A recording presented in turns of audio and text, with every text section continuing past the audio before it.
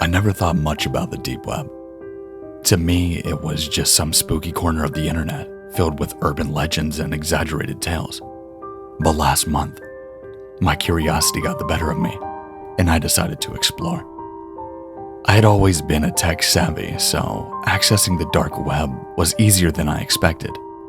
I found forums, marketplaces, and bizarre sites that looked like something straight out of a horror movie. But one night, I stumbled upon something that still haunts me. A chat room called The Abyss. The description was cryptic. Talk with those who truly see. Intrigued, a bit naive, I clicked on the link and entered the chat. The interface was basic, just a black screen with a list of usernames on the side and a chat window in the center. The usernames were strange: Ebon Shade, Soulseeker, Whispering Void. And they immediately started messaging me. Ebon Shade typed, "Welcome, new traveler. What do you seek?" Soulseeker typed, "Knowledge, power, or perhaps something darker." I hesitated before typing. "Just curious, what is this place?" Whispering Void typed back, "This is a place where truths are revealed. But beware, not all truths are meant to be known." I felt a mix of excitement and unease. Before I could respond, a new message appeared. Ebon Shade typed, "Would you like to see something truly enlightening?" My heart raced as I typed, "Yes." A link appeared in the chat, ominously labeled, "Enter the Abyss." Against my better judgment, I clicked it. My screen went black, then filled up with a montage of disturbing images. Old, decaying buildings, people performing strange rituals, faces twisted in terror. It was overwhelming, like a nightmare unfolding before my eyes. When the images stopped, I found myself back in the chat room, but it was different. The usernames had changed to real names: David, Claire, Michael, and my webcam was now turned on, displayed my own horrified face in the corner of the screen. Panic set in as I realized I couldn't close the window or turn off my computer. David typed, "Now you see, there's no turning back." I frantically tried to unplug my computer, but the screen remained on, showing my terrified expression and the cold, emotionless faces of the others in the chat. Claire typed, "We know where you are." My heart felt like it was going to explode.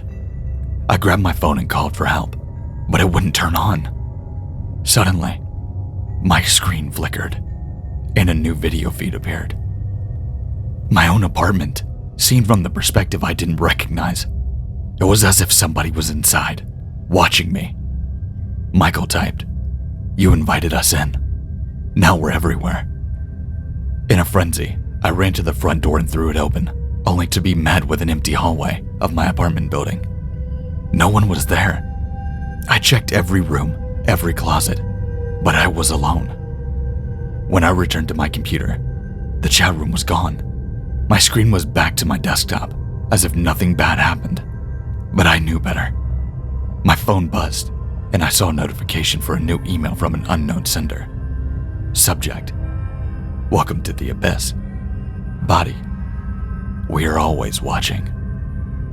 I haven't been the same since that night. I moved to a new city, changed my name, even got a new job. But the feeling of being watched never leaves me. Sometimes I'll catch the glimpse of a shadow in the corner of my eye, or hear a whisper when I'm alone.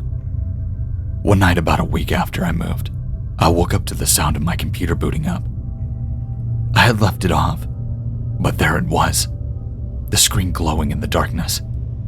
The chat room was back, but now, the names were different. John, Emily, and Sarah, all people I had known in my life, all who had passed away. John typed, "Why did you leave us?" Emily typed, "You can never escape."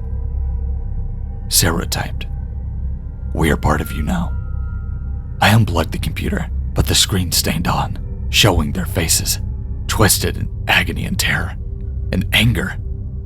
I screamed and threw my computer out the window. watching it shatter on the pavement. The screen finally went dark, but the terror remained.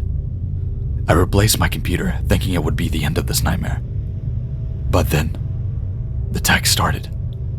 Unknown numbers, always the same messages. We are watching. I don't know how much longer I can keep this up. I see them everywhere now, in reflections in crowds in my dreams. If you ever find a chat room on the dark web called The Abyss, don't enter it. Some doors once opened can never be closed. One evening, as I was walking home from work, I felt somebody watching me. I turned around, but there was no one there. Quickening my pace, I hurried to my apartment. When I entered, my phone was buzzing. Another unknown caller. A text sent to me. We are here. The lights flickered and the temperature dropped. My breath came in visible puffs. I grabbed a knife from the kitchen, my hands trembling. As I backed into the living room, the shadows seemed to move, forming shapes that were almost human.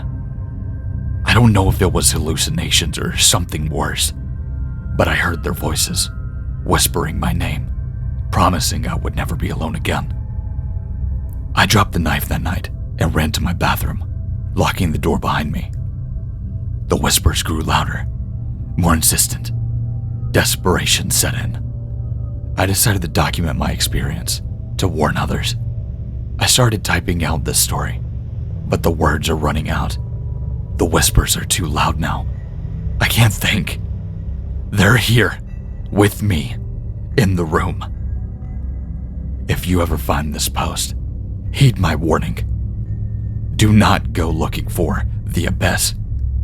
It will find you, and once it does, there is no escape.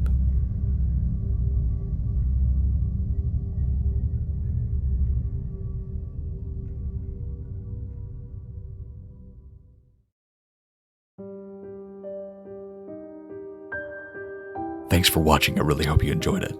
I know this is kind of a short upload, but I feel like it definitely deserved its own story. Well, its own upload. But I really enjoyed this story. I know it's short and sweet, but there's something about stuff like this that just jumps right into it. And it's also dealing with the dark web and stuff. I just love doing this.